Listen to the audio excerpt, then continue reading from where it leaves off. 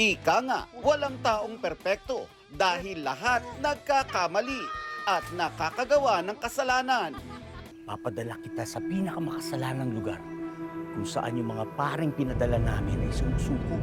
Pero paano kung isang dikon na naghahangad na maging pari, maharap sa matitinding hamon at napaliligiran ng mga taong makasalanan? Welcome to the Pongpong's Way! Lahat ng service meron kami. Welcome to Santo Cristo San.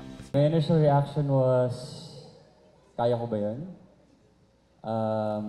Just because I never played a role na priest. I mean, it was mostly romantic. Hindi lang daw ang acting skills ang nasubok kay David Dicauco, kundi maging ang kanyang pagiging introvert sa paggawa ng comedy film na handog ng GMA Pictures, ang Samahan ng Mga Makasalanan. It was exciting for me, to say the least. Kasi syempre, again, you're portraying a different character and, alam mo yun, like, kailan ka ba magiging pare sa buhay mo? Hindi mo ako suplado, introvert lang, di ba? Try my best, but then sometimes talagang pupunta pa rin ako sa sariling sulok ko at mananahimik. Tamang-tama nga raw ang pelikulang mapanood simula sa Sabado de Gloria. Basta't may pananampalataya, may pag-asa. Kapag may naniniwala, pwedeng magsimula. Para daw mas mapaigting pa ang ating reflections for the Holy Week. In life, it is okay to commit mistakes as long as you learn from your mistakes. And then eventually, hindi mo na siya gagawin ulit. So I think it's always better to know kung bakit mo siya nagawa. And then from there, you learn from it. And then eventually, for sure, hindi mo na siya gagawin in the future.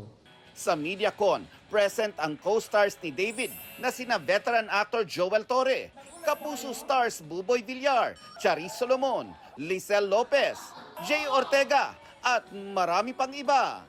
Nandun din ang GMA executives na sina GMA Network Senior Vice President Attorney Annette Coson Valdez at SVP for GMA Public Affairs and EVP for GMA Pictures, Nessa Valdelion. Sobrang nakakatawa pero heartwarming din at maiiyak ka rin at times dahil makikita mo na kahit sa anong sitwasyon, laging may pag-asang magbagong mga tao. Laging don't lose hope.